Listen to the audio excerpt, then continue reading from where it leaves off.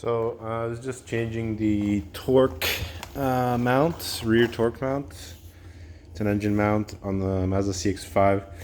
First things you got to do is remove this cover from the bottom of the engine, and it's held on by plastic clips in the back. And then in the front you got screws, which I put here. You can see them all. So once you remove that, you have really good access to get to it, and you don't need to put any support on the transmission or anything, because this is just lateral movement, so it just supports your transmission from moving left to right. And these are 217s you got to remove. Once you remove these, you can put a crowbar in here to loosen this out, and then this thing just pops right out from the top, and you can't from the bottom because there's things holding it in place. The bracket is meant to hold it at the bottom, and this thing pops out from the top.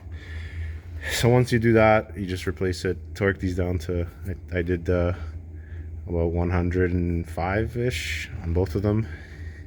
There's a range, I think this one is longer, this one's shorter, so this one, but like 105 was within both of their ranges. And then you put the cover back on and you're done.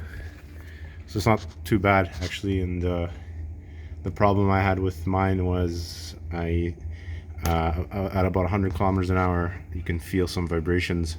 The mechanic told me that this part of the joint was worn out, that the rubber was gone. So I guess I'll see if keeping the old one in case this was not it. If it's not there, it could be any of the other mounts. I know there's another engine mount on the side here that could be problematic. This one's actually in the transmission, but it was weird because it's only at a certain speed, so, and it was very minor anyways. So hope this helps you guys. Cheers.